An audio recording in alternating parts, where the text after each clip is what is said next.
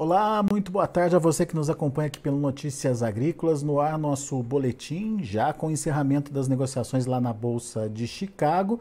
Dá para dizer que foi uma semana interessante de ser analisada, o começo da semana com feriado, bastante pressionada também após a abertura lá em Chicago por conta da novidade que veio da Argentina, o tal do dólar soja, mas a semana encerra com altas para a soja lá em Chicago e a soja voltando a trabalhar acima do patamar dos 14 dólares por bushel de novo.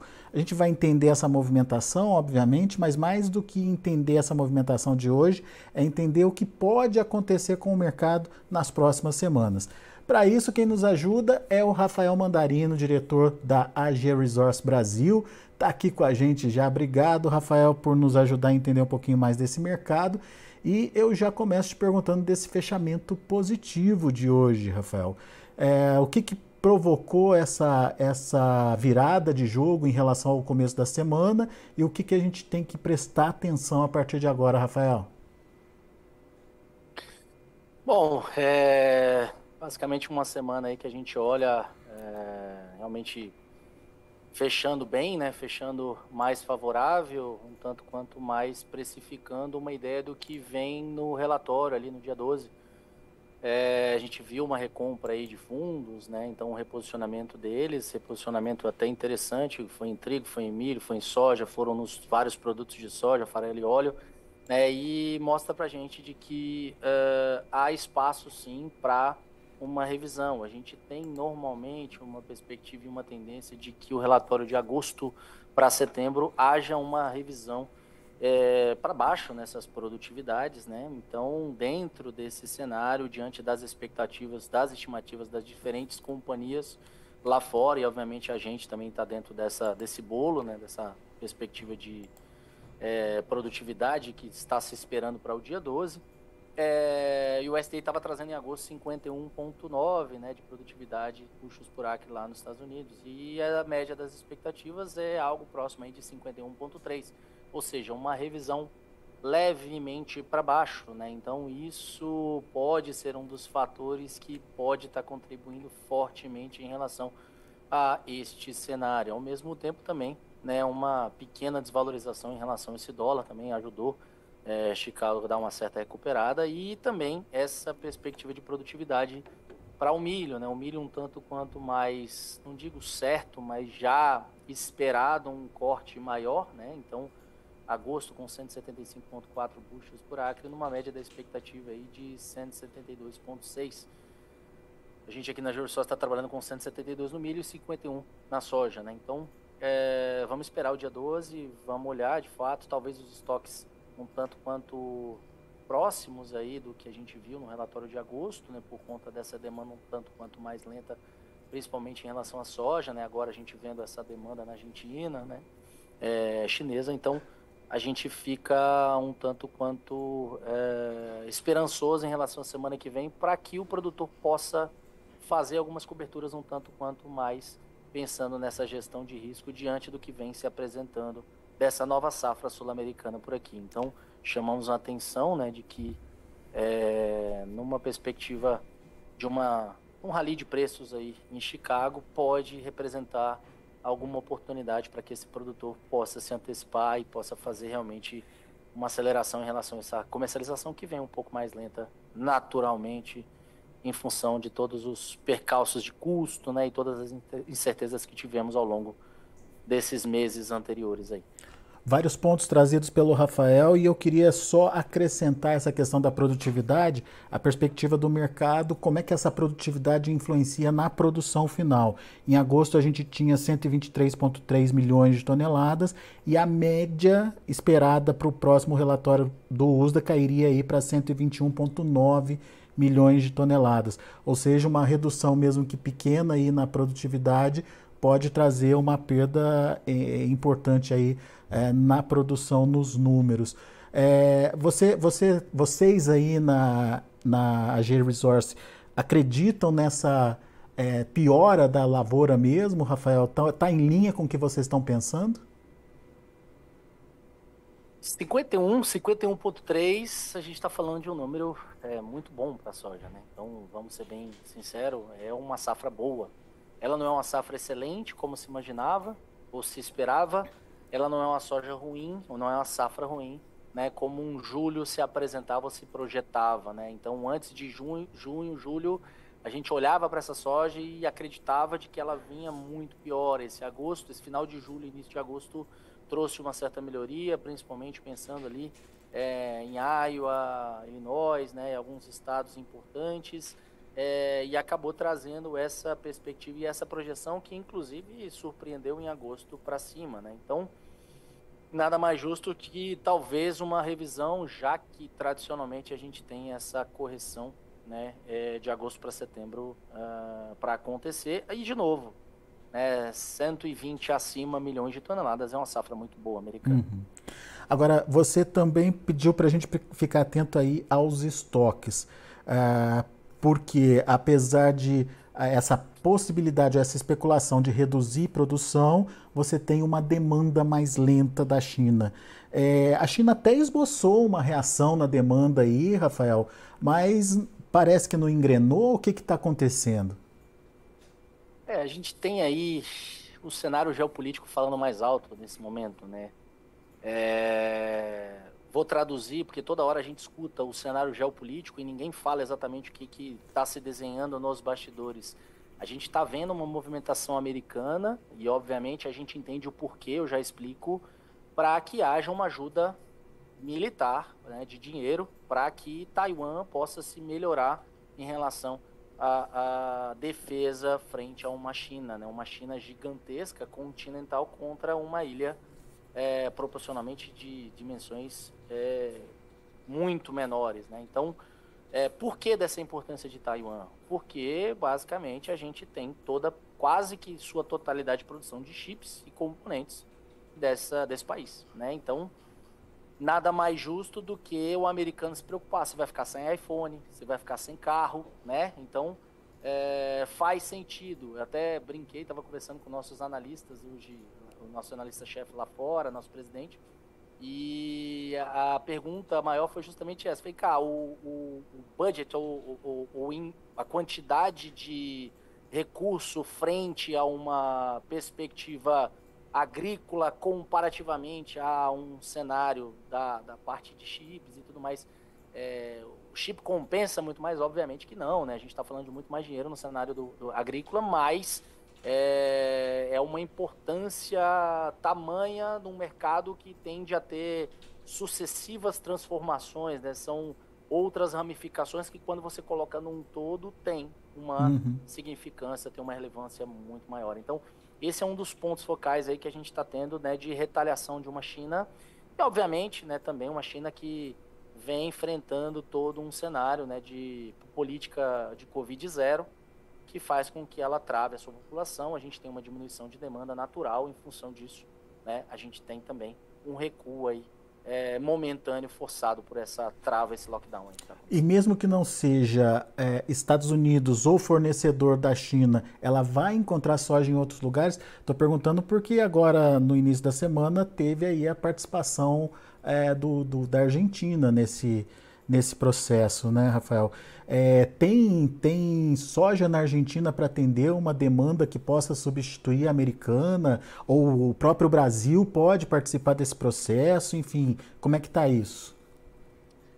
Eu acho que a gente hoje tem uma participação em, vamos falar, talvez totalizando algo próximo aí de 3,6 milhões de toneladas que deve ter saído, né, entre crushing e exportação, né? A gente tem uma perspectiva de algo próximo aí de 19 a uns 23 cargos saindo de outubro, novembro nos últimos dias para a China, tá? Que eles disseram que seguraram isso, né, e garantiram. Enfim, ela tem uma perspectiva de que vai tentar fazer várias outras originações, algo próximo aí de 10, 15 cargos nas próximas semanas, né? Então, ela vai tentar estar fora. Há uma perspectiva dela conseguir encontrar em outras localidades, obviamente que vai depender do preço, né? Então, enquanto a gente tiver esse estímulo e trazendo aí uma competitividade para essa soja argentina, enfim, isso vai continuar sendo objeto-alvo de originação, né? Mas tudo vai depender também desse incentivo da continuidade. Você via que uma Argentina estava parada, estava esperando para poder fazer essas vendas, né? Diante de todo o processo inflacionário e toda a incerteza também interna do seu país, né? Então, aqui também a gente está chegando a um final de um programa de exportação, pode ser um pouquinho maior, enfim, por conta desse apetite chinês, mas eu entendo que, querendo ou não, também tem toda a parte de arranjos e acordos que possam ser feitos e tomados aí em relação aos Estados Unidos, que também não vai deixar ele de fora totalmente, né? Então, vamos esperar para ver. Não entendo que totalmente a gente está fora ou tirando o cenário dos Estados Unidos, até porque a gente já está falando de uma safra nova vindo pela frente e que vai levar alguns dias para conseguir estar aí inundando esse mercado, trazendo uma disponibilidade muito maior. Pois é. Agora, focando nessa história da Argentina, o governo falou da necessidade de angariar aí pelo menos 5 milhões de dólares, se eu não me engano, me corrija se eu estiver errado. Já chegou próximo a isso? Já tem esse número perto ou se consolidando? E o que a gente pode esperar aí das negociações, pelo menos até 30 de setembro, Rafael, que é o prazo de validade aí desse dólar soja, né? Eu acho que tá muito fácil, né, garantir esse teto, esse patamar, diante desse incentivo tão dentro de um prazo tão longínquo em relação a um produtor que não tinha vendido e estava precisando fazer essas coberturas.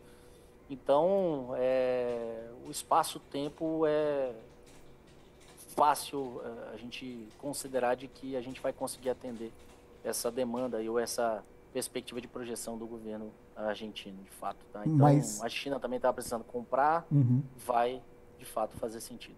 Mas isso continua pressionando Chicago na sua perspectiva? Sim, com certeza, né? A gente vai ver aí, por exemplo, uma demanda mudando para uma América Latina, né? Enfim, e Chicago ainda não quer vender, né? O produtor lá não quer vender essa safra nova dele, quer segurar o máximo possível. Ele vai estar, principalmente agora, também focando em levar a colheitadeira para o campo, né? Retirar essa soja do campo, né? Então, muito vai acontecer nessas próximas semanas em função de confirmação de dados de produtividade, e eu acho que esse é um dos pontos, né? Então, o USDA vai, diante das expectativas médias das consultorias, reduzir essa produtividade e a gente vai ter uma confirmação a campo. Na hora que essa confirmação a campo vier para cima, baixista, vier para baixo, altista para o processo, né? Então, somado ao fato de que a originação não vai estar acontecendo por lá, vai estar acontecendo muito mais por aqui, até que o preço prove o contrário, né?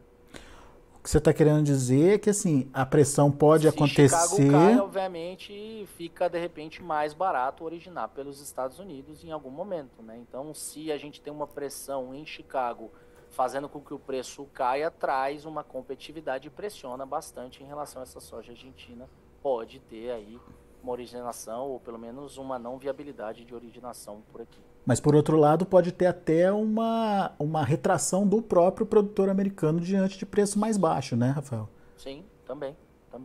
Eu acho que isso a gente vai ter que medir semana a semana, medir as exportações, ver o que está acontecendo e como é que está diferentes bases americanos, né, e também comparativamente aqui com toda a América Latina. Ou seja, de alguma forma essa pressão nos preços vai estar meio que limitada ali, seja por uma soja que se tornou barata aos compradores, seja por uma soja que se tornou barata demais para vender pelos produtores que retêm esse produto, certo? Exatamente, e acho que adendo vamos traduzir para o produtor.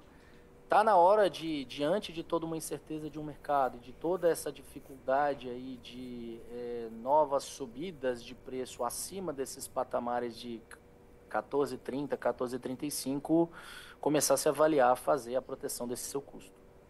O produtor brasileiro está ciente disso? O que você tem acompanhado? O que você tem ouvido, Rafael? Vocês estão cientes? Se não estão, liga pra gente. Está atrasada a comercialização? Está um pouco atrasada sim, mas é natural, o custo mais elevado, né? A gente tem aí uma incerteza, né? Aquela esperança ainda no movimento que aconteceu ao longo desses últimos 2, 3 anos, né? De subida de preços, né? Então, é natural o produtor querer preços muito maiores, né? Mas assim, a gente chegou a bater nesse agosto preços recordes para o período, para os vários contratos. Quando eu olhava para março, 14,80, meu Deus do céu, preço extremamente elevado para o momento. É óbvio, a gente tem aí um cenário de possível prêmio se mantendo estável e subindo para conseguir compensar essas perdas em Chicago, e o cenário câmbio que, meu É uma Deus, o que incógnita. tem de opinião em relação a esse câmbio, né, realmente é tanto quanto incerto. A gente está ouvindo de elevações de taxa de juros aqui, deve vir elevação de taxa de juros americana, 0,75 pontos percentuais, já subiu o zona euro, né? Então, enfim, está todo mundo ainda com bastante receio em relação à inflação. Vamos ver o que ganha aí, se o DXY ele volta a subir. Óbvio, a gente está chegando no final de semana, natural ele ter perdido aí ao longo do dia um pouquinho de força, né? Esperando uma próxima semana com muita movimentação, né? Uhum. Então, muita definição para acontecer na semana que vem. Você citou aí o 14,30, 14,35 como ponto de atenção aí para o produtor para participar. Tô olhando aqui, o março já está 14,20, o maio já está 14,23. Tá perto, Rafael. Tá perto, vai depender muito dos outros componentes, né? Se a gente pudesse já falar um pouco mais a fundo aqui, para não penalizar também o nosso trabalho, né? Então, eu diria que é um ponto de atenção. Tem outros fatores, tem os componentes, tem os vários modelos, né, ou formas de você estar se protegendo nesse mercado, e eu acho que é um ponto de atenção, é um ponto válido, né, nesse rally que hoje já começou e na semana que vem pode ter aí uma complementação de preços. Pode ser algo como interessante para quem ainda está parado, está zerado em vendas, né, fazer, né, a sua saída da inércia. O ideal é avançar até onde, Rafael? Vender metade, vender 60%? Te devendo e vou deixar aqui o merchan de liga pra gente. Pode ser? Mas, enfim... Senão eu tomo bronca dos nossos clientes, eles falam assim, mas você vai ficar falando notícias agrícolas lá sempre, tudo que precisa falar, eu vou pagar você. Tá certo, Rafael. Mas, enfim, uma dica, uma orientação que a gente tem ouvido pelo menos o custo de produção tá garantido. É um patamar que vocês também trabalham? É uma indicação que vocês também fazem? Não é nem o patamar, eu acho que assim, se o produtor tiver em mente que no momento em que está favorável para ele pode trabalhar com um risco menor, tendo um custo coberto, isso não é para agora, isso não é para essa semana, né? Isso é para a vida. Eu acho que a ideia do preço médio aliado a uma cobertura de custo mitigando o risco, ela é uma vertente para ação, para fundo de investimento, fiagro, para soja, para milho, para boi, para tudo, para a vida. Tá? Então, fica assim, minha consideração, concordo com esse racional. Eu acho que o custo óbvio, não de uma vez, mas fazer em partes, né? E tentando, obviamente, jogar essas médias para cima. Legal. Daqui a pouquinho, aliás, já tem gente plantando, iniciando o plantio. Tem região do Brasil que já está praticamente encerrado o vazio sanitário, o pessoal já começou o plantio. Qual a expectativa de vocês aí na G-Resource para essa safra, hein, Rafael? acho que o Laninha ele vai estar presente, obviamente, né?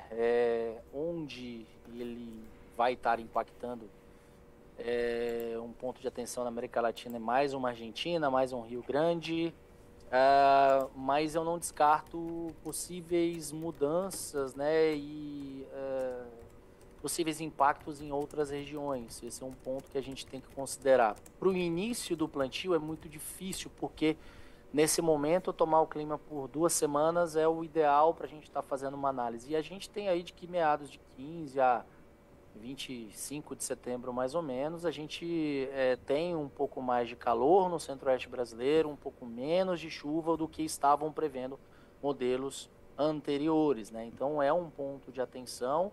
Eu acho que o produtor plantando pó esse ano, sendo que ele capitalizou 2 anos, sendo que ele teve médias de preços interessantíssimas nos últimos 2 anos, é algo como não precisa arriscar de novo, né, plantar num pó. Eu acho que dá para se esperar aí 8, 10 milímetros para tomar essa decisão e avançar, né? Então, vamos ver. Eu acho que cada caso é um caso. Teve gente que reduziu um pouco o fertilizante, enfim, tem uma perspectiva de chuvas muito boa para cada cidade, para cada região. Eu acho que porteira a porteira, região a região, esse trabalho vai ser diferente esse ano. Tá? Então, só sugiro um pouco de cautela e observar melhor, ou estar mais atento e estar mais ligado em relação às notícias e às informações que vêm nas análises aí. Boa, Rafael. Muito bom. Meu amigo, obrigado mais uma vez pela sua participação conosco aqui, sempre pontuando fatores importantes para ajudar na análise e na decisão, na tomada de decisão aí do produtor. Volte sempre, viu, Rafael? É um prazer, convide sempre que a gente vai estar por aqui sim, tá bom? Combinado, muito obrigado a então. todos e sextou. Bom final de semana a todo mundo. É isso aí. Obrigado, Rafael. Abraço para você. Tá aí, Rafael Mandarino, a G-Resource, aqui com a gente no Notícias Agrícolas, trazendo as informações do mercado, explicando aí o que de fato fez esse mercado mudar de direção do início da semana para cá e, mais do que isso, as expectativas para o próximo relatório do USDA na segunda-feira. Mercado um pouquinho mais cauteloso em relação aos números, podendo reduzir produção e produtividade, mas o Rafael pediu para a gente ficar atento também nos estoques, porque se por um lado você reduz a oferta, por outro lado a demanda pode não ter atingido aquele potencial que se esperava, enfim, deixando aí um estoque ainda relativamente interessante para ser avaliado. Então vamos ficar atento a essa questão. Vamos aos preços, vamos ver como encerraram as negociações lá na Bolsa de Chicago. Você acompanha comigo agora na tela. Para novembro, 14 dólares e 12 centes por bushel, 26 pontos mais 25 de alta. Janeiro, 14 dólares e 17 centes por bushel, mesma alta de 26 pontos mais 25. Para março, 14 dólares e 20 centes por bushel, 25 pontos e meio de alta. E maio, 14 dólares e 23 centes por bushel, 24 pontos mais 75. São os números da soja. O milho também encerrou com altas até significativas. Setembro, 6 dólares e 98 centes por bushel, bem pertinho ali dos 7 dólares. 24 pontos de alta. Dezembro, 6 dólares e 85, subindo 16 pontos e meio. Março, 6,89, alta de 16 pontos. E o maio também nesse patamar dos 6,89, fechando com alta de 14 pontos mais 75. E para finalizar, dia positivo para o trigo também. Dezembro, 40 pontos e meio de alta a 8 dólares e 69 centes por bushel. O março, 8,84, subindo mais de 40 pontos também. O maio, 8 dólares e 90 centes por bushel, 37 pontos de alta, quase 38. E o julho, 8 dólares e 84 centes por bushel, 34 pontos e meio de elevação. São os números de hoje de fechamento do mercado lá na Bolsa de Chicago. A gente agradece a sua atenção e a sua audiência. Notícias Agrícolas, 25 anos ao lado do produtor rural. Se inscreva em nossas mídias sociais. No Facebook, Notícias Agrícolas. No Instagram, @Notícias Agrícolas. E em nosso Twitter, @Norteagri. E para não perder nenhum vídeo, não se esqueça de nos acompanhar no YouTube e na Twitch, Notícias Agrícolas Oficial.